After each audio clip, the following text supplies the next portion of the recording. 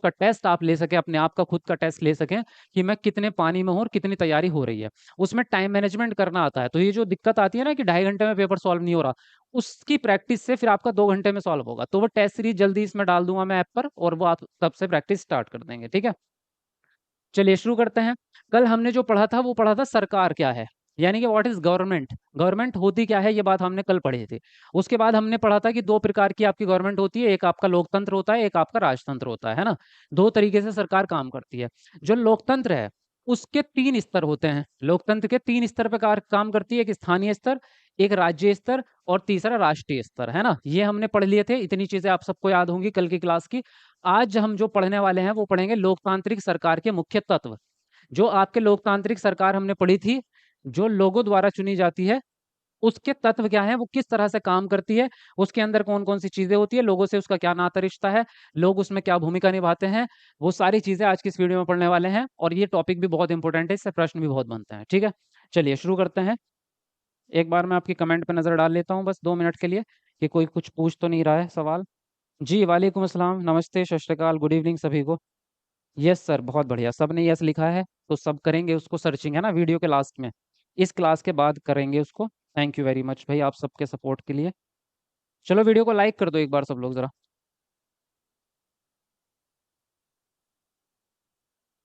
जी हाँ, स्थानीय, राष्ट्रीय और राज्य, हाँ। स्थानीय, राष्ट्रीय और राज्य को भी, इसको ना आप सीरीज में ही याद रखो नाम को।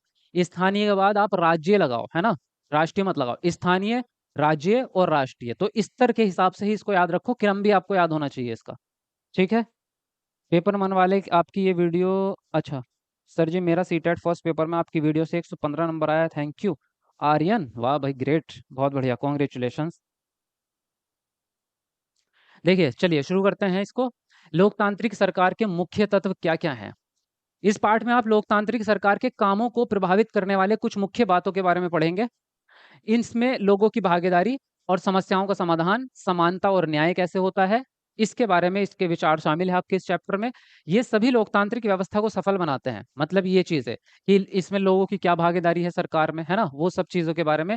कोई भी समस्या होती है, चाहे वो देश के लेवल पे हो, चाहे लोगों के लेवल पे हो, चाहे किसी भी लेवल पे है, उसको कैसे सुलझाते हैं, क्या क्या उसके लिए करना पड़ता है, सरकार की क्या जिम्मेदारी होती है उसके लिए, वो सारी। समानता और न्याय को बनाए रखने के लिए क्या करे सरकार, कौन से कानून बनाए, कानून का पालन वगैरह वगैरह, वो चीजें इसमें आएंगी आपकी। ठीक है, इस स्थिति को समझने के लिए कि जो ये लोकतांत्रिक व्यवस्था होती है, इस स्थिति को समझने के लिए, अगर लोकतांत्रिक व्यवस्था ना हो तो क्या होगा, लोकतांत्रिक व्यवस्था ना हो तो क्या होगा, क्या समस्याएं आ सकती हैं, इसके लिए इन्होंने एक छोटी सी कहानी दी है। और ये कहानी काल्पनिक नहीं है, ये सत्य घटना पे आधारित है। ये घटना आपकी एक सन में हुई थी, वो सन भी आपको याद रखना है, और ये घटना भी याद रखनी है, क्योंकि इससे सवाल बनते हैं, पहले भी बने हैं। और ये कहानी या ये घटना कहाँ की है, दक्षिण अफ्रीका की है। दक्षिण अफ्रीका, अफ्रीका महाद्वीप का एक देश है, एक देश का नाम है दक्षिण अफ्रीका। ये अफ्रीका महाद्वीप के सबसे नीचे की साइड में स्थित है। जो आपका अफ्रीका महाद्वीप है, यहाँ हमारा एशिया है ना, ये तो आपने, हमने भूगोल में पढ़ा था ना, भूगोल वाली क्लास आपने ली है। यहाँ आपका ये है अफ्रीका महाद्वीप आपका। तो अफ्रीका का सबसे नीचे यहाँ पे एक पार्ट है, यहाँ एक देश है जिसको कहते हैं आप दक्षिण अफ्रीका। इस अफ्रीका देश की ये कहानी है आपकी। ठीक है, चलिए आगे बढ़ेंगे। कोर्स का फीस कितना है। कोर्स नहीं है भाई, पेड कोर्स नहीं है आपका, फ्री है सारी चीजें, क्लास आपकी यूट्यूब पे ही चलने वाली है। सिर्फ नोट्स आप ऐप से जाके ले लेंगे। जी, देखिए यहाँ पे कह रहे हैं दक्षिण अफ्रीका एक ऐसा देश है जहाँ कई प्रजातियों के लोग रहते हैं, मतलब कई प्रकार के लोग रहते हैं। जैसे कि श्वेत, श्वेत मतलब वाइट जिसको बोलते हैं, गोरे, गोरे लोग जो अंग्रेज जिसको हम आम भाषा में बोल देते हैं। अश्वेत होते हैं जो डार्क या काले लोग कह सकते हैं इनको, और जिनकी त्वचा का रंग सांवला होता है, जैसे कि भारतीय। तो भारतीय जो होते हैं वो मिड में आते हैं, मिडल मीडियम वाले, ना तो वो गोरों में आते हैं और ना ही कालों में आते हैं, है ना। तो ये तीनों प्रकार के लोग कहाँ रहते हैं, अफ्रीका में, दक्षिण अफ्रीका में तीनों प्रकार के लोग रहते हैं। वहाँ गोरे भी रहते हैं, काले भी रहते हैं, और मीडियम जैसे भारतीय लोग हैं वो भी रहते हैं। तो इस प्रकार की चीज को लेकर के क्या करेंगे, आगे देखते हैं। हाँ जी, यहाँ पे अगर आप इस चीज को देख पा रहे हो तो ये दक्षिण अफ्रीका, ये भारत है आपका, यहाँ पर देखोगे। और दक्षिण अफ्रीका ये है आपका, ये पूरे वर्ल्ड का मैप है, जैसे कि आप यहाँ पे देख सकते हैं, ये वर्ल्ड का मैप है, आपको नजर आ रहा होगा। तो ये अफ्रीका महाद्वीप है आपका, यहाँ से, है ना। ये वाला जो महाद्वीप है ये अफ्रीका है। और इसमें जो रेड कलर का आपको दिख रहा है ये दक्षिण अफ्रीका है, जहाँ की ये कहानी है आपकी। ठीक है, ये दक्षिण अफ्रीका का नक्शा है आपका। चलिए आगे बढ़ते हैं। जोहान्सबर्ग में रहने वाली 11 वर्ष की दक्षिण अफ्रीकी लड़की। जोहान्सबर्ग एक शहर का नाम है, दक्षिण अफ्रीका देश के अंदर है ये। वहां पे एक लड़की थी 11 वर्ष की, दक्षिण अफ्रीका वाली लड़की थी वो, है ना, जिसका नाम था माया नायडू। ये नाम आपको याद रखना पड़ेगा क्योंकि इसके नाम से प्रश्न बनता है कि माया नायडू की कहानी कौन से सन में हुई, या इस तरह की चीजें जो भी बनेंगी। माया नायडू एक दिन पुराने बक्सों की सफाई करने में अपनी माँ की मदद कर रही थी। उसने एक रजिस्टर मिला उसको, स्क्रैप बुक मिली पुराने टाइम की, जो अखबार की कतरनों और तस्वीरों से भरा हुआ था। उसमें एक 15 साल के स्कूल जाने वाले लड़के की बहुत सारी तस्वीरें थी उस किताब में। माया ने जब उस लड़के के बारे में अपनी माँ से पूछा, तो उसे पता चला कि उसका नाम हेक्टर पीटरसन था। जिस लड़के की तस्वीरें उस किताब के अंदर मिली, उस व्यक्ति का या उस लड़के का नाम था हेक्टर पीटरसन। ये एक बहुत ही ज्यादा महत्वपूर्ण पात्र है, हेक्टर पीटरसन, इसका नाम याद रखना, इसी की ये कहानी है। इस लड़के की, हेक्टर पीटरसन लड़के की, पुलिस ने गोली मारकर हत्या कर दी थी। ये इसी वजह से ये घटना जो है इतनी फेमस है कि आपकी किताब में आपको पढ़ाया जा रहा है, इसलिए ये इतनी फेमस घटना है क्योंकि इस लड़के की पुलिस ने गोली मारकर हत्या कर दी थी। कारण जानोगे तो आप भी डर जाओगे उसका कारण जान के। अब देखो आगे कारण क्या है। माया को बड़ा झटका लगा ये बात सुनकर कि भाई एक 15 साल के लड़के को पुलिस ने गोली मार दी, 15 साल का लड़का, उसको पुलिस ने गोली मार दी। तो ऐसी क्या वजह रही होगी भाई, क्या क्रिमिनल था वो बच्चा या कुछ और था या स्टूडेंट था, क्या था। ये देखो आगे क्या बताती है उसकी माँ उसको। तो माँ ने बताया, उसकी उसकी माँ ने माया की माँ ने उसको समझाया कि दक्षिण अफ्रीका पहले रंगभेद कानून से शासित था। वहां पे रंगभेद बहुत ज्यादा था, जैसे कि अभी हमने ऊपर पढ़ा है कि वहां पे अलग अलग प्रकार के लोग रह रहे हैं। श्वेत यानी कि सफेद लोग भी रह रहे हैं, काले लोग भी रह रहे हैं, और मिडल वाले लोग भी रह रहे हैं, है ना, सांवले वाले। तो सभी प्रकार के, इसलिए वहां पे रंगभेद बहुत होता था। रंगभेद का मतलब होता है त्वचा या चमड़ी के आधार पर, रंग के आधार पर भेदभाव करना।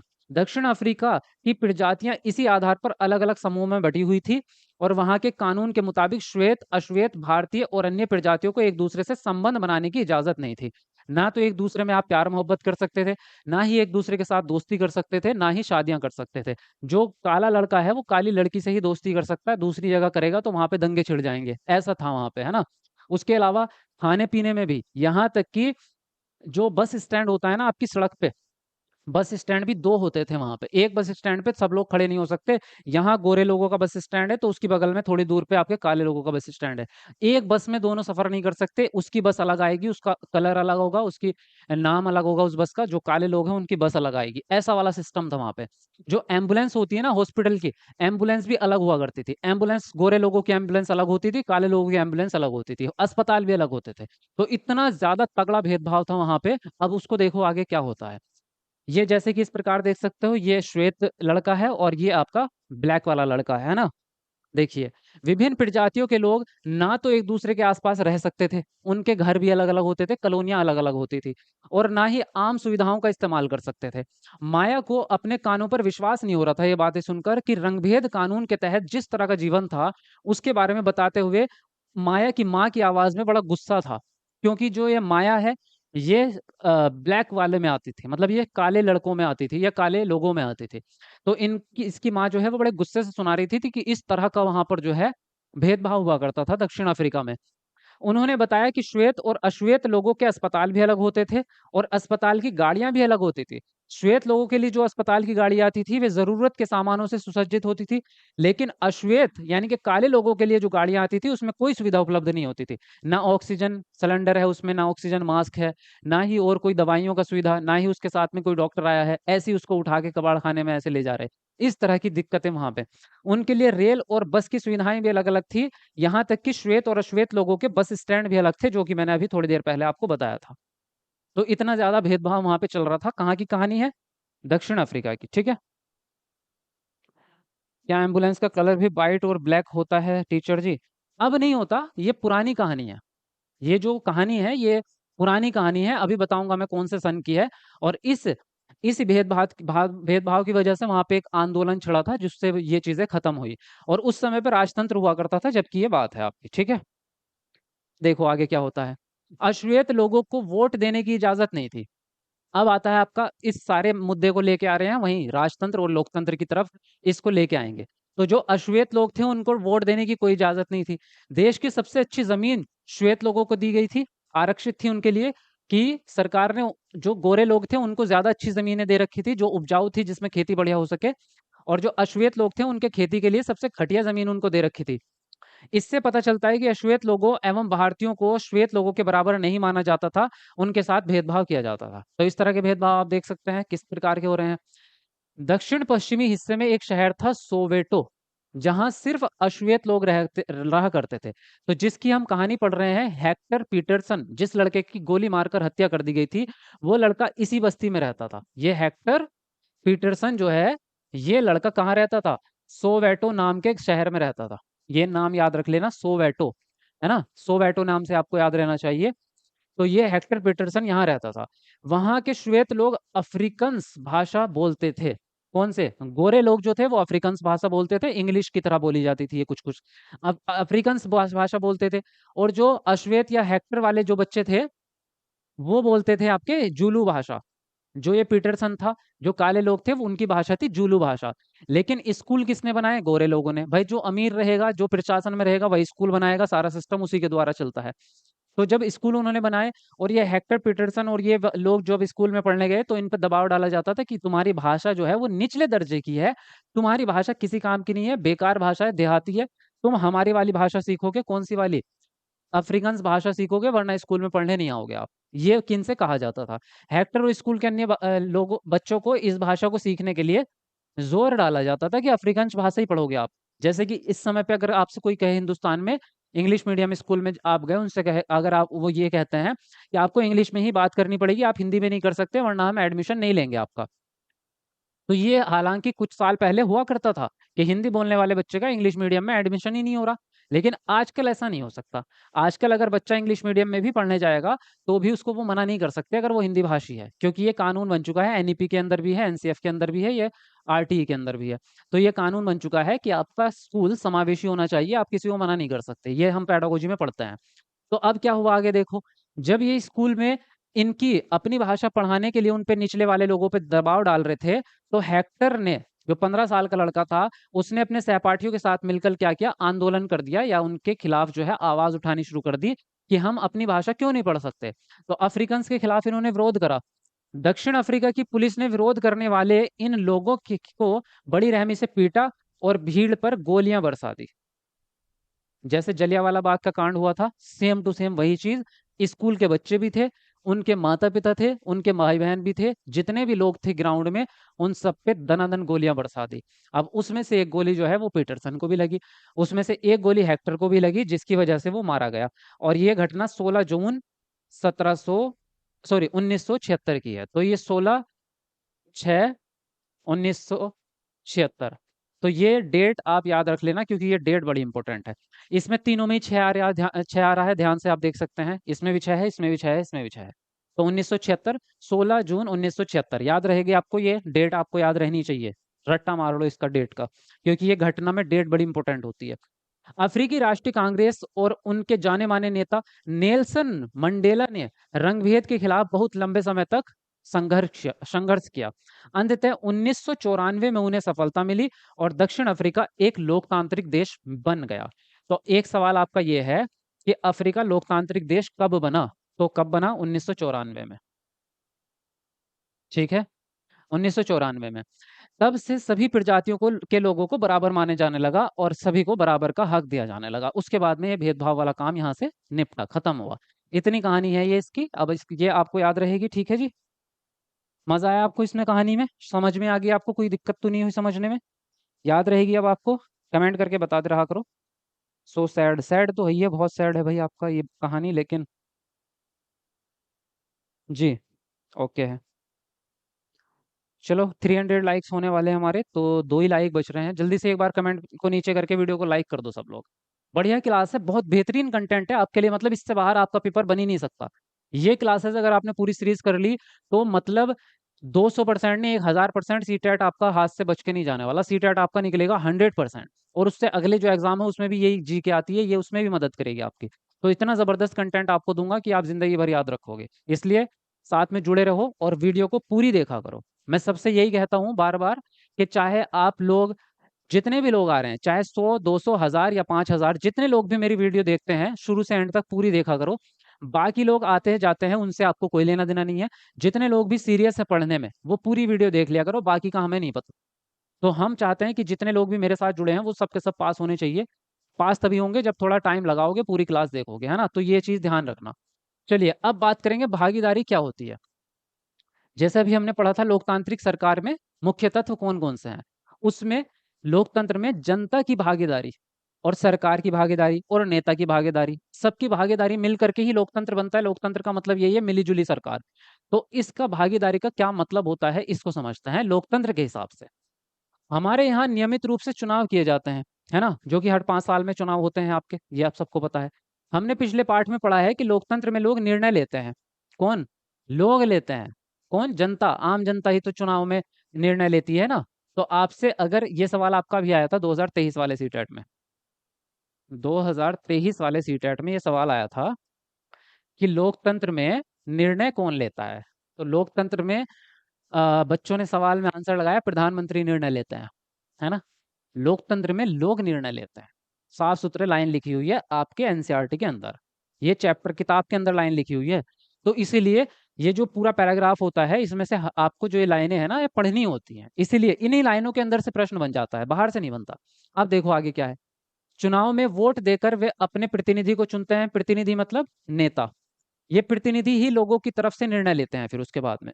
तो क्या है कि लोकतंत्र में लोग निर्णय लेते हैं किसका? चुनाव करने का, मतलब नेता चुनने का, और फिर उसको नेता को ये अधिकार देते हैं आम जनता ही, हम लोग ही, कि अब आप हमारे बारे में निर्णय ले सकते हैं। तो सरकार प्रत्यक्ष निर्णय नहीं ले सकती। एक लाइन ये ऑप्शन में आता है आपके कि सरकार प्रत्यक्ष निर्णय ले सकती है ना? किसी भी काम के लिए सरकार प्रत्यक्ष यानी कि डायरेक्ट डिसीजन ले सकती है, निर्णय ले सकती है। तो ये ऑप्शन आपका गलत होता है। सरकार आपकी डायरेक्ट निर्णय नहीं ले सकती, है ना? ये चीज़ आपको याद रखनी है। क्या बोल रहे हो भाई?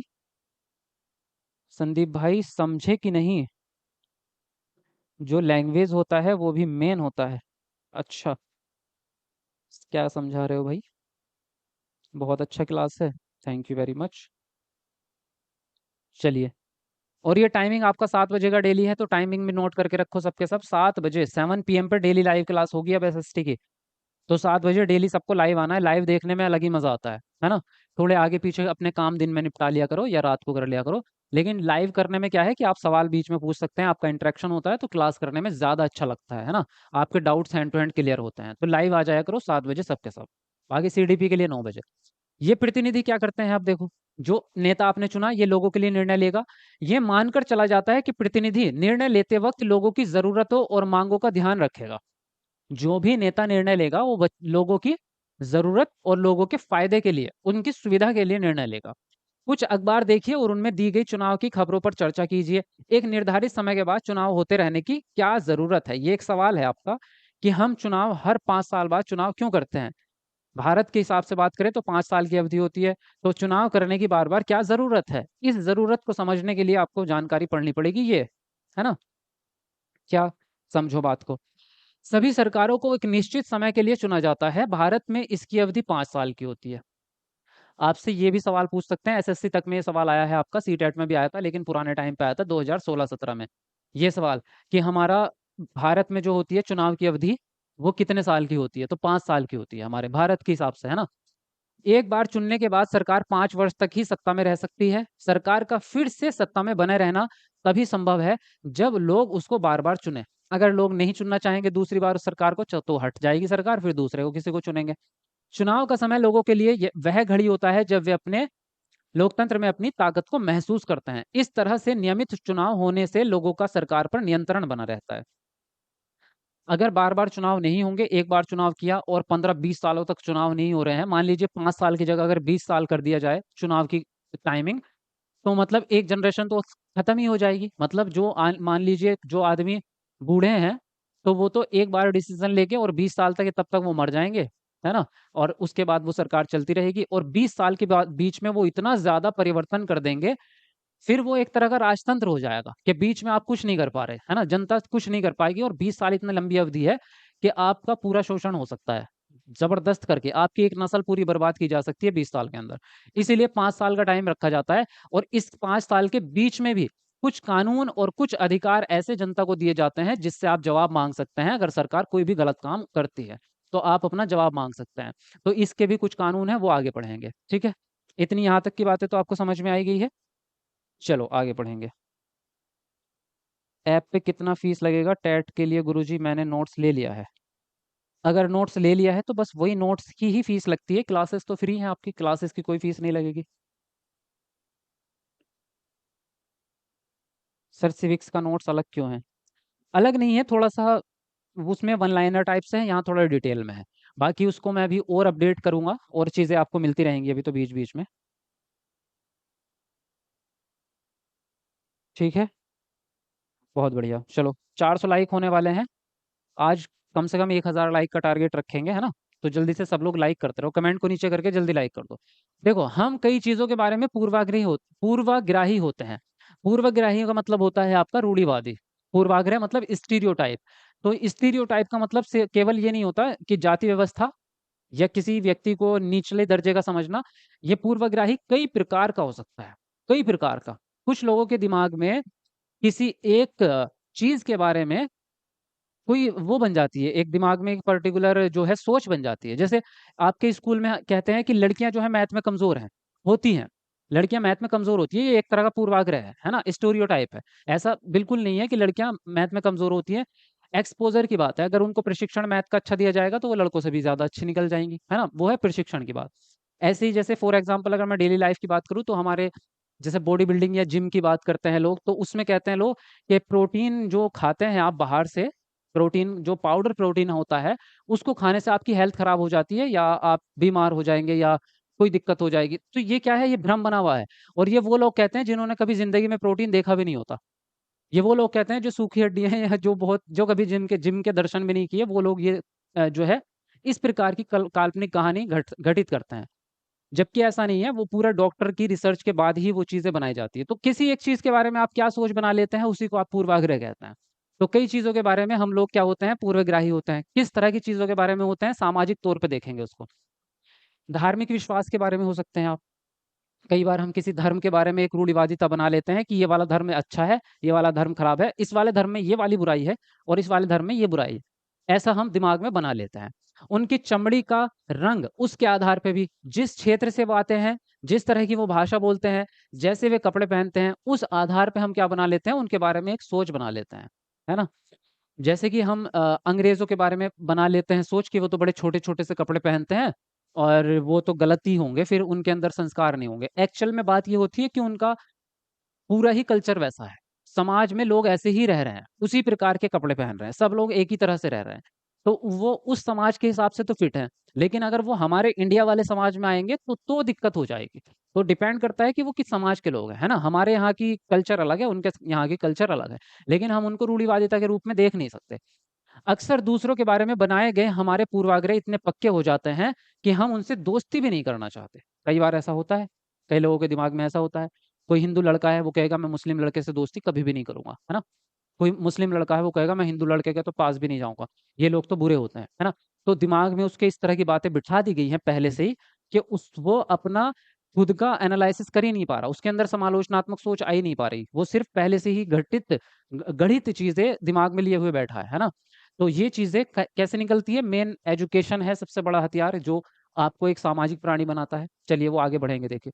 इस वजह से कई बार हमारा व्यवहार ऐसा होता है जिसकी वजह से हमें दुःख पहुँचता है और दूसरों को भी पहुँचता है।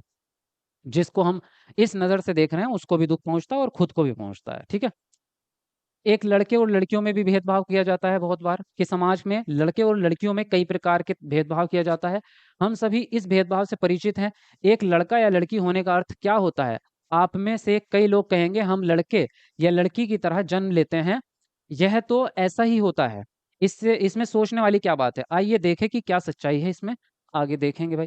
यह देखना क्या है अपने आप से ही दिमाग लगा के सोच लो कि इसमें 2 चीज़ें हैं। एक तो लड़के या लड़की की तरह जो जन्म लेना है जो कि आपका लैंगिक स्वरूप है जिसको आप कह सकते हैं, लैंगिक स्वरूप जो है आपका जो आपके शारीरिक शरीर की बनावट है। भाई हाँ, आप लड़का-लड़की अलग-अलग होते हैं शारीरिक रूप से, ये बायोलॉजिकल है, ठीक है? ये है आपका ये कोई भेदभाव नहीं है, ये भेदभाव नहीं है, ये वैयक्तिक विभिन्नता है। क्या है ये? ये विभिन्नता है। विभिन्नता के बारे में हमने पढ़ा था ना एक दिन, आपको याद होगा। ये विभिन्नता है, ये भेदभाव नहीं है कि लड़का-लड़की में शारीरिक रूप से अंतर है, ये विभिन्नता है, ये भेदभाव नहीं है। लेकिन अब जब बच्चा पैदा हो गया या आप लोग भी हैं लड़का-लड़की, अब लड़के-लड़की को किसी पर्टिकुलर काम के साथ में, किसी पर्टिकुलर सोच के बारे में, किसी सब्जेक्ट विषय के बारे में या प्रोफ़ेशन के बारे में ऐड कर देना, लिंक कर देना, वो भेदभाव है कि लड़कियाँ जो हैं वो आर्ट साइड से ही पढ़ेंगी, लड़कियाँ आर्ट साइड से ही पढ़ेंगी, लड़कियाँ मैथ नहीं पढ़ सकती और लड़के मैथ ही पढ़ेंगे, लड़के ड्राइंग नहीं ले सकते। ऐसी वाली चीज़ जो हो जाती है, ये भेदभाव है। ये भेदभाव है। लेकिन आप लड़की हैं और एक लड़का है ना? मैं लड़का हूँ, तुम लड़की हो, सलमान खान का गाना है एक पुरानी फ़िल्म का बड़ा अच्छा-सा, है ना? तो वो क्या है, वो विभिन्नता है, उसमें वो कोई बुराई नहीं है ना? वो तो विभिन्नता है। ये एक अच्छी चीज़ है। ठीक? चलिए आगे बढ़ेंगे। अब आगे क्या है देखो ध्यान से, क्या कर रहे हो भैया? आपकी कमेंट भी बीच में देखनी ज़रूरी होती है। मैथ क्लास कब से होगा? मैथ का क्लास मैंने बताया था 3-4 दिन के बाद ही स्टार्ट हो पाएगा। चलो जी, बहुत बढ़िया। हाँ, देखो, भागीदारी के अन्य तरीके क्या हैं? एक तरीका तो हो गया आपका चुनाव, पहला तरीका चुनाव, है ना? आप चुनाव के द्वारा क्या करते हैं, वोट करते हैं और अपने प्रतिनिधि को चुनते हैं। ये तो हो गया एक तरीका। अब अन्य तरीके क्या है जो आप लोकतंत्र में अपनी भागीदारी निभाएँगे? चुनाव तो 5 साल में 1 बार होते हैं। वोट देने के अलावा लोकतांत्रिक सरकार के निर्णयों और नीतियों में लोगों के भाग लेने के और भी कई तरीके हैं। क्या हो सकते हैं? लोग सरकार के कार्यों में रुचि लेकर और उनकी आलोचना करके भी अपनी भागीदारी निभाते हैं। भाई कोई भी अगर कोई नियम लागू होता है या कोई नेता आके अपनी कोई वो रखता है, अपनी राय रखता है कि मैं अपने देश में ये चीज़ करना चाहता हूँ। खेती में कुछ नया चेंज लाना चाहता हूँ या कोई एजुकेशन पॉलिसी में नया चेंज लाना चाहता हूँ। तो अगर उसमें आप उससे सहमत हैं, तो आप उसको वोट कर देते हैं, ऑनलाइन वोट होते हैं आजकल या अपनी राय दे देते हैं, हाँ, ठीक है। जनता का एक पोल होता है। अगर वो चीज़ आपको पसंद नहीं है, नुकसानदायक लगती है, तो आप उसके अपोज़िट एक्शन ले सकते हैं। उसके भी कई तरीके हैं, आप याचिका दर्ज करते हैं, आंदोलन करते हैं या एक हस्ताक्षर आंदोलन होता है कि सभी लोग अपने-अपने हस्ताक्षर भेजते हैं। कई तरीके की चीज़ें हैं, वो आगे-आगे पढ़ते जाएँगे धीरे-धीरे। तो इस तरह से आप अपनी भागीदारी निभाते हैं। हाँ, अगस्त 2005 में जब एक खास सरकार ने बिजली का किराया बढ़ा दिया था, जो बिजली का बिल होता है वो बढ़ा दिया था। तो लोगों ने इसका विरोध बहुत ही तीखे रूप से किया था और लोगों ने जुलूस निकाले और हस्ताक्षर अभियान चलाया। सरकार ने अपने निर्णय के बचाव में तर्क दिया और लोगों को समझाने की कोशिश भी की कि भाई हमने बिजली का बिल क्यों बढ़ाया, आपके फ़ायदे के लिए है, हमें ये वाली सुविधा लानी है वगैरह-वगैरह। लेकिन अंततः लोगों की मांग उन्हें माननी पड़ी और बिजली के बढ़ाए गए दामों को घटाना पड़ा। सरकार को अपना निर्णय बदलना पड़ा क्योंकि आम जनता के प्रति ज़िम्मेदार है। सरकार आम जनता के प्रति ज़िम्मेदार है। उसको सरकार को आम जनता की बात माननी पड़ती है, क्योंकि जनता ने ही तो चुना है उनको और जनता के लिए ही चुना गया है। ऐसे कई तरीके हैं जिसके द्वारा लोग अपनी राय व्यक्त कर सकते हैं और सरकार को यह समझा सकते हैं कि उसे क्या कार्यवाही करनी चाहिए। इन तरीकों से धरने, जुलूस, हड़ताल, हस्ताक्षर अभियान आदि शामिल हैं। इनके ज़रिए जो बातें गलत हैं और न्याय संगत नहीं हैं, उनको सामने लाया जा सकता है। तो इस तरह से जो है आम जनता सरकार से हमेशा कनेक्टेड रहती है और सहभागी रहती है। लोकतंत्र में ये फ़ायदा मिलता है आपको, ठीक है? राजतंत्र में कोई फ़ायदा नहीं मिलेगा। राजतंत्र में तो आपको जो नेता ने एक बार निर्णय ले लिया, वही पत्थर की लकीर है, आपसे पूछा भी नहीं जाएगा कि करें ना करें।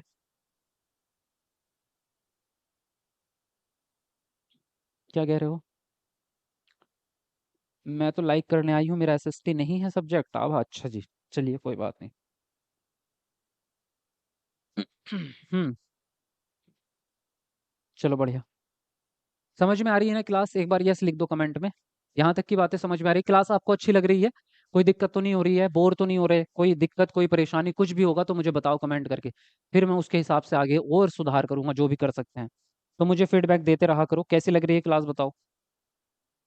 नोट्स इंग्लिश में नहीं है, बना रहे हैं अभी, कोशिश करेंगे आगे। नोट्स आपके इंग्लिश में ही बना रहे हैं, जब बन जाएँगे तो मैं आपको बता दूँगा।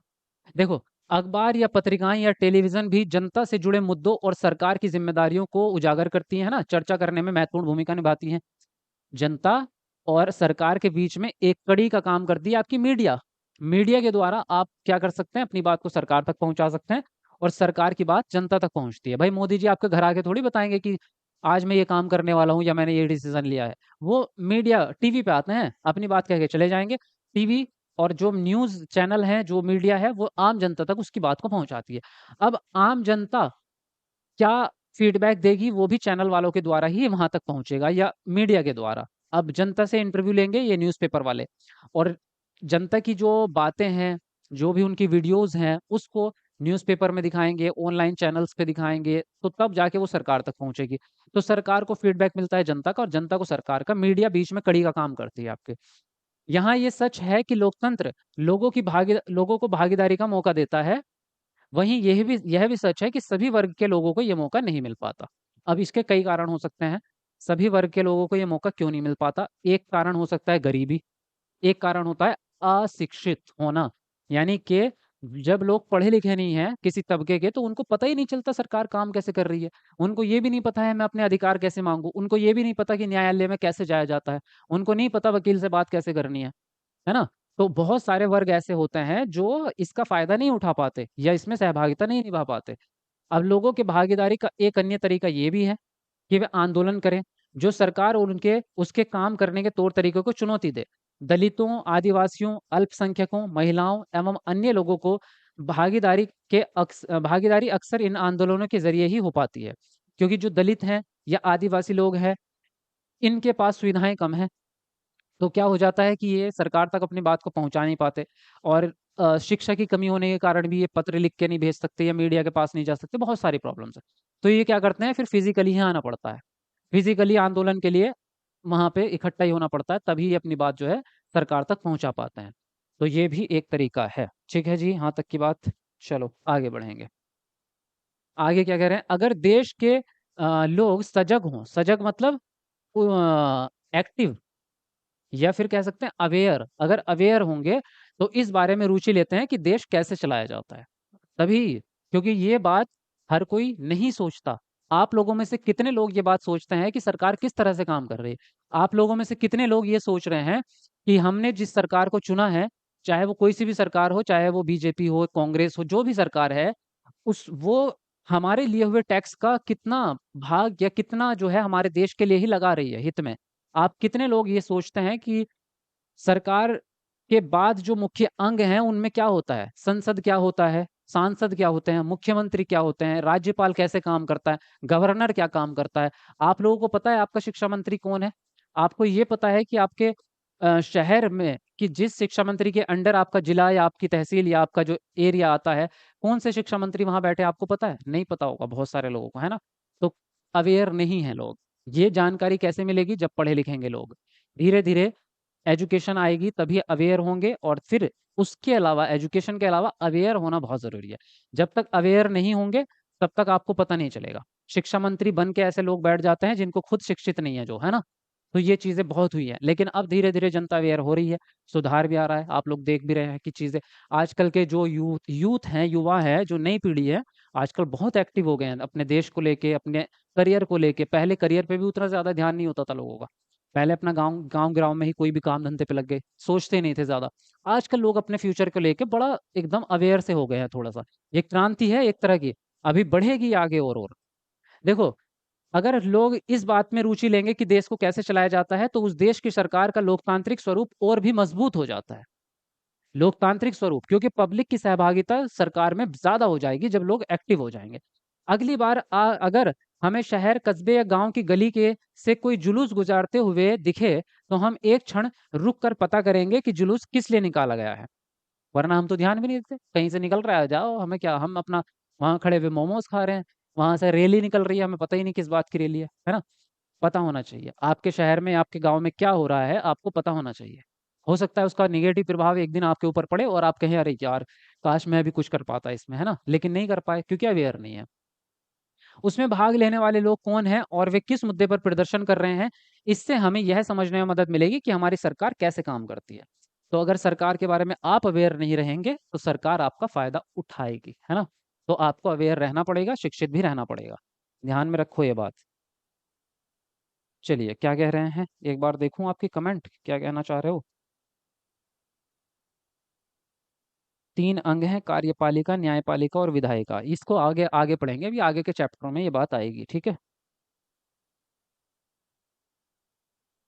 हम्म। मेरे घर वाले मुझे जबरदस्ती पेपर देने के लिए बोल रहे हैं, मैं क्या करूं? रेखा कुमारी, कौन सा पेपर जबरदस्ती दिलवा रहे भाई तुमसे? हाँ, इतना ज्यादा कष्ट? लेट हो गए सर जी। चलो कोई बात नहीं। चलिए 500 लाइक्स होने वाले भाई, हमारे 4-5 लाइक बच रहे हैं, जरा करो 500 लाइक्स पूरे। कमेंट को नीचे करके एक बार लाइक कर दो सब लोग, जिसने नहीं किया फटाफट से करो। देखो उसके बाद में आता है विवादों का समाधान, यानी कि जो विवाद, जो मुद्दे उठते हैं और विवाद उठने हैं, ये तो नॉर्मल बात है, जहां पे इतने सारे लोग रहते हैं वहां कोई ना कोई मुद्दा तो उठेगा। किस तरह से उसका समाधान कर सकते हैं, जनता क्या करती है और सरकार क्या करती है, उसको समझिए। आपने माया की कहानी तो पढ़ी, अभी अभी हमने माया की कहानी पढ़ी, जिसमें पीटरसन, है ना, पीटरसन, हेक्टर पीटरसन जो था जिसको गोली लगी, उसमें जो भी कहानी, वो कहानी आपने पढ़ी कि कैसे विवादों और समस्याओं के समाधान के लिए कई बार हिंसा का प्रयोग किया जाता है ना? लेकिन क्या हिंसा का प्रयोग करना हर बार सही होता है या नहीं होता है? हिंसा का प्रयोग किसने किया? उन लोगों ने केवल वहां पे क्या किया, धरना प्रदर्शन या आंदोलन करने की कोशिश कर रहे थे, लेकिन उन्होंने, गोरे लोगों ने क्या किया, उन पे गोलियां चला दी। ये राजतंत्र की वजह से हुआ, अगर लोकतंत्र होता तो उनका बाप भी गोलियां नहीं चला सकता था, है ना? वो सब जेल में जाते थे। तो ये चीज, फर्क पड़ता है इस चीज का। तो कई बार होता है, ऐसा इसलिए होता है कि एक समूह ये मान लेता है कि दूसरे समूह को विरोध करने से रोकने के लिए बल का इस्तेमाल करना उचित है। जैसे अंग्रेजों ने जब हमारे देश पे राज किया, बलपूर्वक किया, है ना? जो भी बोलता था खल्लास। कई बार उन्होंने, पहले तो उन्होंने अंदर की घुसपैठ चलाई, मतलब राजाओं को आपस में बंटवारा करवा दिया। किसी को किसी को लालच दिया कि तू मेरी मदद कर, इस राजा को खत्म करते हैं और इसकी जगह मैं तुझे बिठा दूंगा। तो पहले तो एक राजा को रुड़का दिया, फिर उससे कहा कि तू इस वाले की मदद कर, इसको हटाने में मैं तुझे इसकी जगह बिठा दूंगा। कमजोर लोगों को ताकतवर की जगह बिठाया, और जो ताकतवर राजा थे उनको मरवा दिया। अब क्या होगा? ताकतवर मर गया, कमजोर राजा उस गद्दी पे बैठा है, जिसको उसने बिठाया वो तो उसके हाथ की कठपुतली है। क्या कहेगा, बेटा मैं नहीं बनाया तुझे, मेरी बात नहीं मानेगा ठोक दूंगा। तो ये किया अंग्रेजों ने। फिर बाद में उसको भी हटा दिया, उसको भी ठोक दिया। पहले तो उसके सहारे से ताकतवर राजा को हटाया, फिर उसकी जगह जहां बिठाया था उसको भी बाद में खत्म। तो इस तरह से फैला दिया और पूरे देश पे कब्जा कर लिया। उसके बाद में क्या किया? उसके बाद में ये मानते थे वो कि ये हम लोगों को, कि भारतीय लोग जो है वो तो निचली कैटेगरी के हैं, ये शिक्षित नहीं है, अनपढ़ नहीं है। ऐसे कितने कथन आपको पुरानी किताबों में मिल जाएंगे जिसमें हीन कहा गया है। किसको? भारतीयों को, अंग्रेजों के द्वारा। तो क्या मान लेते हैं, इसलिए वो हिंसा करते थे। उनकी नजरों में भारतीयों को कोई इज्जत नहीं थी, वो इनको निचले दर्जे का समझते थे। क्या आपको लगता है कि पुलिस द्वारा की गई हेक्टर की हत्या को रोका जा सकता था, और कैसे रोका जा सकता था? तो रोका जा सकता था अगर जनता अवेयर होती और वहां पे लोकतंत्र होता, उसको कानूनी तरीके से। विवाद तभी उभरता है जब विभिन्न संस्कृतियों, धर्मों, क्षेत्रों और आर्थिक पृष्ठभूमियों के लोग एक दूसरे के साथ तालमेल नहीं बिठा पाते। अगर एक दूसरे के साथ तालमेल नहीं बिठाएंगे, एक दूसरे की रेस्पेक्ट नहीं करेंगे, एक दूसरे के इमोशंस को नहीं समझेंगे, एक दूसरे के कल्चर को नहीं समझेंगे, तो तालमेल नहीं बैठेगा, है ना? अगर आपको किसी दूसरे के धर्म की नॉलेज नहीं है, तो आप उसको बुरा भी मत कहिए। अगर आप उसको अच्छा नहीं कह सकते तो बुरा भी मत कहो। भाई उनको जो काम करना है वो करने दो, आपको जो करना है आप खुद करो। अब इसमें क्या होगा, आपको उधर की बात भी समझनी पड़ती है। भाई दो लोग जब दोस्ती करते हैं ना आपस में, तो दोनों परफेक्ट थोड़ी है। भाई कुछ अच्छा इसमें है, कुछ उसमें, कुछ बुराई उसमें है, कुछ बुराई उसमें है। अब आपके जो दोस्त दोस्त होंगे वो क्या बिल्कुल श्री राम थोड़ी है है ना? बुराइयां तो उनमें भी होगी। वो भी कई कई बार गालियां भी देते होंगे, गलत काम भी करते होंगे, लेकिन क्या, आपने उसको एक्सेप्ट किया। आपकी जो बुरी आदत है उसने एक्सेप्ट की, तभी आपकी दोस्ती चल रही है। तो जहां एक दूसरे के साथ में हल्का सा एडजस्टमेंट हो जाता है, तो वहां पे बात अच्छे से समझ चलती रहती है। तो तालमेल बिठाना उसी को कहते हैं। ऐसा तब भी होता है जब कुछ लोगों को लगता है कि उनके साथ भेदभाव किया जा रहा है। लोग अपने विवादों को खत्म करने के लिए हिंसात्मक तरीके भी अपनाते हैं, जिससे अन्य लोगों में भय और असुरक्षा की भावना फैलती है। सरकार की यह जिम्मेदारी है कि इन विवादों का समाधान करे। गलत एक आदमी करेगा लेकिन उसका प्रभाव बाकी सब पे पड़ जाएगा। तो इन समाधान करना भी सरकार का काम है, कि किस तरह से उसका विवाद करे। ठीक है, चलिए आगे देखते हैं, आगे क्या कहना चाहते हैं ये। अंडरस्टैंडिंग होनी चाहिए दोनों साइड से सर, वही। और अंडरस्टैंडिंग तभी होगी भाई जब एक दूसरे के साथ में बैठोगे, बातचीत करोगे, है ना? वही होता है, जैसे मान लीजिए आपका दो लोगों के बीच में झगड़ा हो जाता है, एक दूसरे से अगर वो कभी मिलेंगे ही नहीं, तो उनके जीवन भर उनके मन में गुस्सा भरा पड़ा रहेगा। जब एक दूसरे के साथ बैठकर बातचीत करेंगे तभी सुलझ पाएगी कहानी। तो जब तक इंटरेक्शन नहीं होगा, सोशली इंटरेक्शन नहीं होगा, तब तक कहानी समझ में नहीं आएगी। तो इसलिए अंडरस्टैंडिंग बनाने के लिए सोशल काम करने चाहिए, एक दूसरे के साथ मिलकर काम करना चाहिए।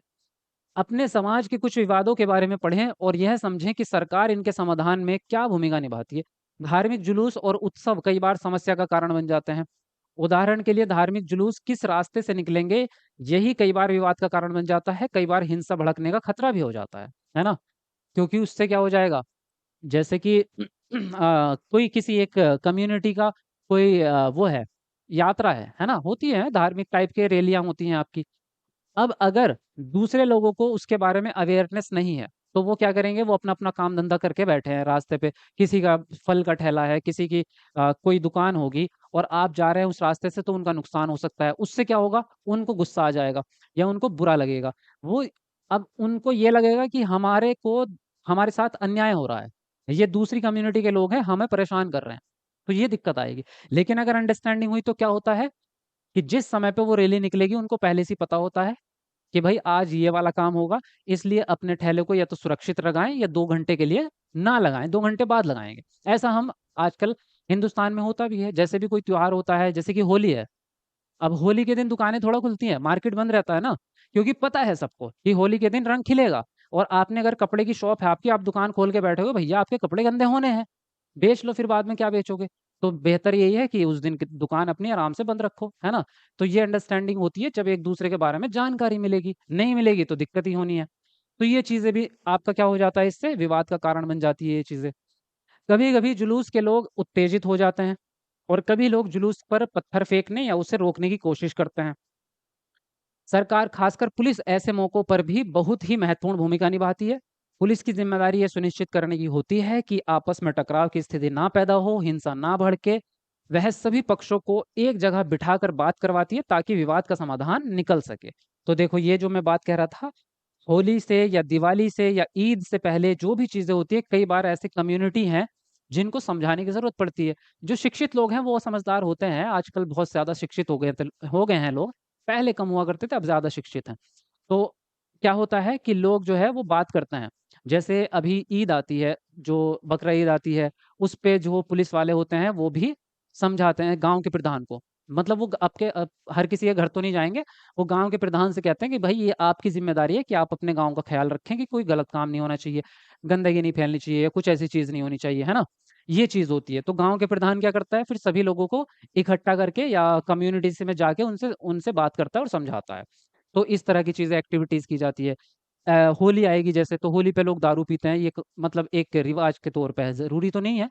तो वहाँ पे भी होता है कि प्रधान से जाके और पुलिस जाके समझाती है कि भई अगर आपको ये चीज़ें करनी है, तो आप साइड बाय साइड करें, मतलब आम जनता को इससे दिक्कत नहीं होनी चाहिए। आप या तो घर में करो या फिर एक प्राइवेट स्थान पे करो। ऐसा नहीं कि आप सड़क पे कर रहे हो और आम जनता को दिक्कत हो रही है। तो वो चीज़ें क्या करते हैं, सिस्टम जो सरकार है, सरकार उसमें अपनी ज़िम्मेदारी समझ के उस काम को करेगी। ये भी सरकार का ही काम है कि विवादों को रोका जाए, समस्या को सुलझाया जाए। भारतीय संविधान में बुनियादी नियम और कानून भी बनाए जाते हैं इन चीज़ों के लिए। ये कानून सरकार और लोगों के लिए होते हैं, सबको इनको मानना पड़ता है और विवादों का समाधान इन्हीं कानूनों के आधार पर होता है। अगर कोई इन कानूनों को तोड़ता है या कोई इस तरह का बिहेवियर करता है जो सामाजिक रूप से गलत है, तो फिर उसको दंड भी दिया जाता है ना, सज़ा होती है। उसको जुर्माना या जेल में डाला जाएगा, इस तरह की चीज़ें होंगी। ठीक है, चलिए आगे बढ़ेंगे। अभी चलते हैं, तब तक मैं आपकी कमेंट भी देख लूँ एक बार, क्योंकि मैं भी इतना ज़्यादा बोल-बोल के थक जाता हूँ।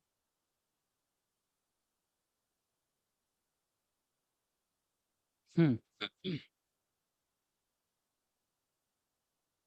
बकरा ईद पर कौन-सा गलत काम होता है? अरे मैं गलत काम को नहीं कह रहा हूँ। मैंने उस तरह का एग्ज़ाम्पल दिया है कि कई बार होता है। मैं आपको बताऊँ, मैं मुस्लिम हूँ तो इसका मतलब ये नहीं कि मैं मुस्लिम का पक्ष लूँगा। मैं तो इस तरह की बात करूँगा जो निष्पक्ष हो, है ना? तो जैसे कि कई बार होता है कि उसमें जो खाने-पीने की चीज़ें होती हैं, अगर आप उसको इस तरह से लेके जाएँगे, नॉन-वेज है मान लीजिए फॉर एग्ज़ाम्पल, है ना? अब सब लोग नहीं खाते, तो कुछ लोगों को उससे क्या हो जाता है, उससे अच्छा फ़ील नहीं होता। जैसे कि हम हैं, तो जैसे कि मुझे दारू, सिगरेट, तम्बाकू, मुझे तो बीड़ी से भी दिक्कत हो जाती है। अब कोई व्यक्ति मेरे पास में बैठ के सिगरेट पी रहा है तो मुझे उससे तकलीफ होगी ना, तो मैं उससे कहूँगा भाई साहब थोड़ा-सा यार वहाँ जाके पी लो। आप तो पी रहे हो, मुझे क्यों तकलीफ दे रहे हो? वही सेम चीज़ अगर आप नॉन-वेज है, दुकान से ले जा रहे हो या कहीं से भी, अगर आप उसको खुला लेके जाओगे तो दूसरा व्यक्ति देखेगा उसको दिक्कत होगी। तो आप उसको ढक कर ले जाइए। यही तो संस्कार है कि भई आप उसको ढक कर ले जाओ। और भी बहुत सारी चीज़ें होती हैं। अगर आप अपने घर को धो रहे हो, उसका पानी आप सड़क में बहा रहे हो, तो ये गलत तरीका है ना। आप उसके पानी नाली में बहाओ, अगर जगह नहीं है तो कुछ इस तरह का सिस्टम करो कि पानी को भर के कहीं नाली में फेंका जाए, गड्ढे में। वो सारी चीज़ें होती हैं। गलत काम का मतलब ये नहीं कि कोई क्राइम कर रहे हैं, क्राइम नहीं, सोशली आपको कितना ध्यान रखना है सबका, खुद का भी और सबका भी, ठीक है? वो चीज़ें हैं। इस ये अंडरस्टैंडिंग वाली चीज़ें हैं आपकी, ठीक है जी? चलिए आगे देखते हैं। नदियाँ भी कई बार विवाद का कारण बनती है, जैसे कि पानी के लिए, है ना? ये एक घटना है। इसमें जो चीज़ें आएँगी आपको याद भी रखनी है, क्योंकि ये पेपर में फैक्ट वाली चीज़ें हैं।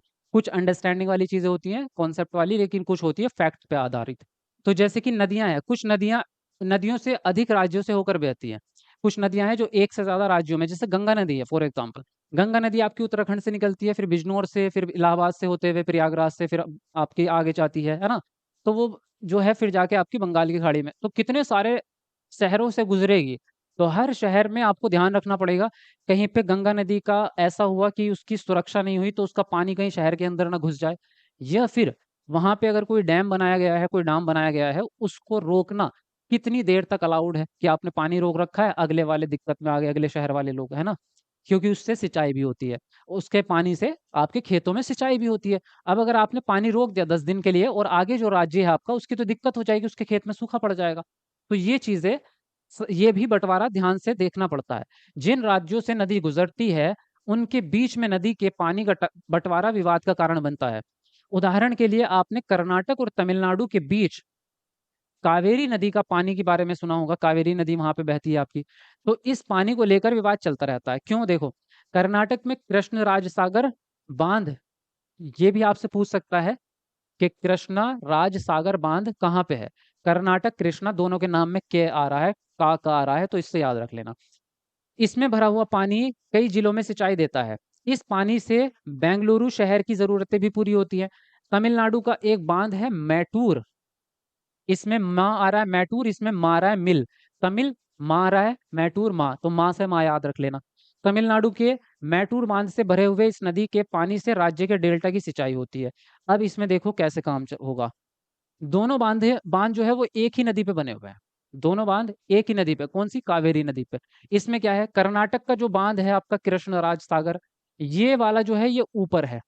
मतलब मान लीजिए यहाँ से चली आपकी नदी, तो ये यहाँ पे है आपका ऊपर की साइड, और मैटूर बांध जो है वो नीचे की साइड है आपका, है ना? ये आ, मैटूर जो है वो यहाँ पे है आपका, ठीक है? अब ऊपर से जो पानी आ रहा है, अगर आपने ये डाम बंद कर दिया, तो पानी यहाँ पहुंचेगा ही नहीं, पानी नीचे पहुंचेगा ही नहीं। तो यहाँ वाले जो खेत हैं, यहाँ वाले जो खेत हैं, ये तो सूखे पड़ जाएँगे ना, इनका भरपोषण कैसे होगा? तो ये होगा आपका भरपूर पानी, तभी दोनों राज्यों को अपने लोगों की ज़रूरत के लिए भरपूर पानी चाहिए, जो कि नहीं मिल पाता। इससे विवाद उत्पन्न होता है, तब राष्ट्रीय सरकार को कदम उठाना पड़ता है कि ताकि दोनों राज्यों को पानी का सही बँटवारा हो सके। तो यहाँ पे इनको टाइमिंग दी जाएगी कि भई आप 2 दिन के लिए पानी रोक सकते हैं और अपने खेतों में दे लो, और जब आपके ख खेतों की पूर्ति हो जाएगी, तो फिर यहाँ से पानी रिलीज़ कर देना और नीचे वालों को दो, ठीक है? तो यहाँ पे सरकार उनके लिए नियम बनाती है कि आप कितने देर तक पानी रोकेंगे और कितना इस्तेमाल करेंगे, वो सब चीज़ें, ठीक है? इतनी बात समझ में आ गई आपको? यहाँ तक की क्लियर है चीज़ें? आप बताओ क्या कह रहे हो?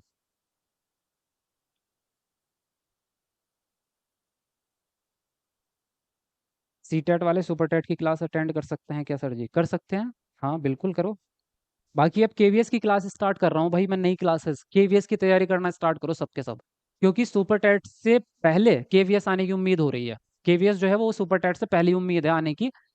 इस वाले दिसंबर के बाद केवीएस का एग्जाम आने की पूरी पूरी संभावना हो रही है। तो केवीएस की वैकेंसी आपकी टीचिंग की ही होती है, पीआरटी से लेकर टीजीटी पीजीटी तक सब तक आएगी, तो उसकी तैयारी करना आप स्टार्ट कर दो। उसमें आपका ये जीके भी काम आएगा, सीटेट वाला पूरा का पूरा जीके।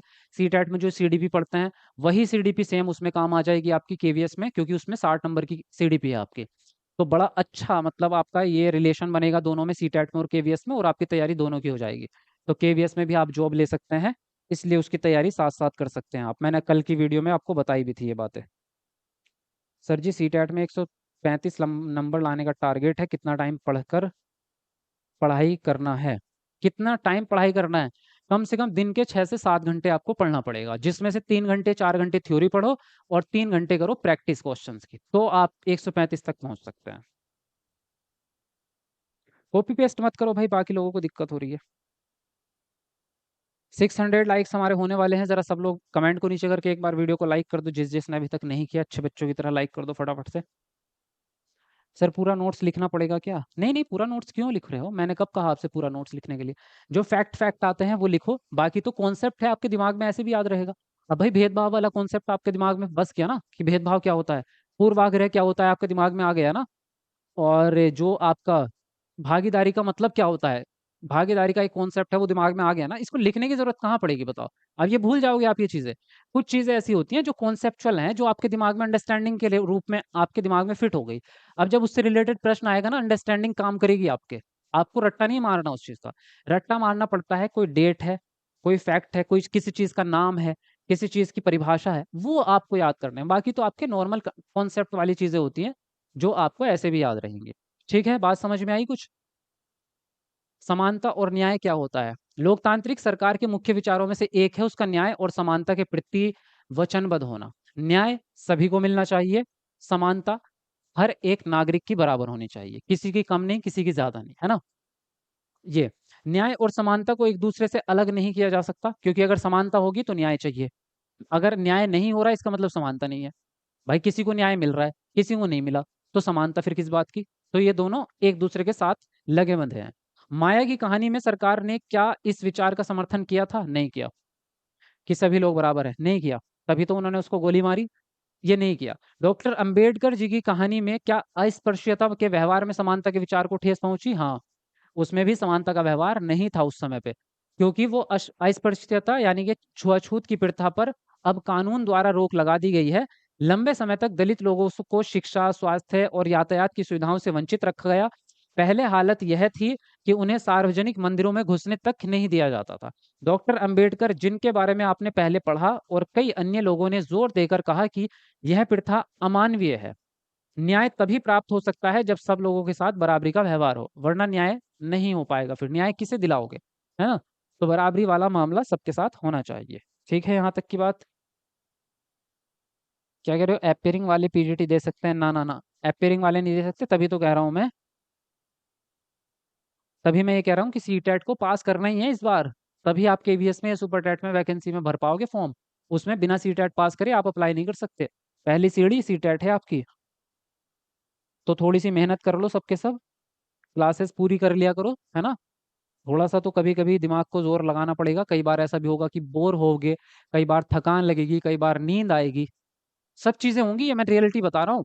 हर दिन एक जैसा नहीं होता। हर दिन तो खाने में भी मजा नहीं आता।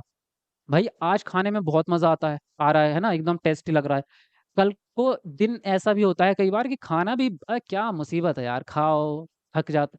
खाने में भी मजा नहीं आता, लेकिन क्या खाना छोड़ दोगे? नहीं, मर जाओगे, है ना? तो खाना पड़ता है। तो हर दिन एक जैसा कभी भी नहीं होता। कई बार पढ़ने का मन करता है, कई बार नहीं करता है, लेकिन आपको पढ़ना ही है। ये डिसिप्लिन बना लो, ये नियम बना लो। ठीक है, ये नियम बनाना पड़ेगा आपको। चलिए, अब समानता की बात कर रहे थे हम, समानता और न्याय की। तो सरकार भी समानता और न्याय की जरूरत को पहचानती है और उन समूहों के लिए विशेष प्रावधान करती है जो समाज में अब भी बराबर नहीं माने जा रहे। जैसे हमारे समाज में ये आम प्रवृत्ति है कि लोग लड़कों की देखभाल लड़की से ज्यादा करते हैं, है ना? इसका मतलब है कि समाज लड़कियों को उतना महत्व नहीं देता है जितना लड़कों को देता है। ये धारणा गलत है और अन्यायपूर्ण है। इसे दूर करने के लिए सरकार ने कुछ कदम उठाए हैं। सरकार ने कुछ विशेष प्रावधान किए हैं जिससे लड़कियां अपने साथ होने वाले अन्याय से छुटकारा पा सकें। उदाहरण स्वरूप सरकारी स्कूल और कॉलेजों में लड़कियों की फीस खत्म या कम करने का प्रावधान किया गया है। वजह, क्योंकि माता पिता के अगर दो बच्चे हैं, एक लड़का एक लड़की, और वो गरीब हैं, तो वो कोशिश करते हैं कि लड़के को शिक्षा दी जाए, लड़के को स्कूल भेजो। अगर एक ही बच्चे को पढ़ाने का पैसा है उनके पास, तो लड़के को पढ़ाना चाहते हैं, और लड़की को कहते हैं कि तुम्हें नहीं पढ़ा पाएंगे। लेकिन अगर इस तरह का प्रावधान आ जाता है कि लड़कियों की फीस नहीं लगेगी, तो फिर वो लड़की को भी पढ़ने भेज देते हैं, और ऐसा प्रैक्टिकली बहुत जगहों पे हुआ है। हमारे देश में कितने राज्य ऐसे हैं जहां पर पहले लड़कियों को पढ़ाने नहीं भेजते थे लोग, लेकिन जैसे ही शिक्षा फ्री की गई, सरकारी स्कूल बनाए गए और फ्री शिक्षा हो गई, तो लड़कियों को घर वालों ने पढ़ने भेजा है। लड़कियों को स्कूल ना भेजने का कारण धार्मिकता, या आपका रूढ़िवादिता, या आपकी सोच, इनसे ज्यादा गरीबी थी। ये पूरा आंकड़ा है भारत का, कि गरीबी की वजह से लोग पढ़ने नहीं भेज रहे बच्चों को। इसलिए नहीं कि वो चाहते नहीं है, इसलिए क्योंकि वो पैसा नहीं खर्च करना चाहते। देखो, अब यहाँ पे आपसे पूछ रहे हैं कुछ बात, कि आपके अनुसार फीस घटा देने से लड़कियों को स्कूल जाने में कैसे मदद मिलेगी? मिलेगी या नहीं मिलेगी, आपकी अंडरस्टैंडिंग क्या बनी है इसके हिसाब से पूछ रहा है। क्या आपने किसी के साथ कोई भेदभाव होते हुए देखा है? उदाहरण देकर बताओ, और इस स्थिति में क्या आपने उसकी मदद की है? बताओ, किस-किस के साथ हुआ है? हुआ आपके साथ? कि कहीं पे आपने देखा हो कि किसी के साथ भेदभाव हो रहा है और आपने उसकी मदद की हो, की है? बताओ किस-किस ने की है आप लोगों में से? क्या? गुरु वो सोचते हैं कि लड़की पढ़ लिख कर नौकरी पर लग गई तो ससुराल वाले को देगी। हाँ, तो ये भी तो है, नेचुरल है ये बात। लेकिन ये फिर भी क्यों सोचना है? अगर वो ससुराल को भी देगी या वो अपने पास भी रखेगी, तो माता-पिता भी तो यही चाहते हैं ना कि बेटी खुश रहे। भाई जब बेटी की शादी करते हो तो अमीर लड़का क्यों ढूँढते हो? बेटी की शादी कर रहे हो, तो माता-पिता ये ढूँढते हैं ना कि भाई घर-बार होना चाहिए, पैसे कमा रहा हो लड़का, उसका अच्छा बैकग्राउंड हो। क्यों? क्योंकि लड़की की ज़रूरतें पूरी हो सकें। लड़की को अच्छा सुख मिल सके, घर में खाना-पीना, रहना, कपड़े सब चीज़ें अच्छे मिल सकें, है ना? तो यही ये अगर आप ये चाह रहे हो, तो ये भी चाह लो कि लड़की अगर पैसे कमाएगी, तो भी तो अपना ही सुख प्राप्त करेगी वो। तो ये भी तो एक नज़रिया हो सकता है ना सोचने का, ठीक है? बाकी वो जॉब करे ना करे, उसको पैसे कमाने नहीं कमाने, वो उसकी बात की मर्ज़ी है, लेकिन आपकी ज़िम्मेदारी है कि उसको कम से कम शिक्षित करो। क्योंकि शिक्षा करने का मतलब सिर्फ़ ये नहीं है कि आप नौकरी पे जाएँगे या आप पैसा कमाएँगे, ऐसा ज़रूरी नहीं है। और लड़के भी कौन से सारे लड़के 100% पैसा ही कमाने के लिए पढ़ रहे हैं। बीएससी करके लोग परचून की दुकान पे बैठे हैं। है नहीं ऐसा? किराने की दुकान पे नहीं बैठे। बीए बी बीएड बीएड तो नहीं कहूँगा, फिर आप लोग मन दिल पे ले लोगे, है ना? अगर आपको बीएड कह दिया। लेकिन ऐसा भी सच है कि बीएड वाले चाय की दुकान पे बैठे हैं, चाय बेच रहे हैं, है ना? ऐसा है, सच में है। क्योंकि हर कोई डिग्री प्राप्त करने के बाद या कोई भी डिप्लोमा प्राप्त करने के बाद वो नौकरी पे जाएगा।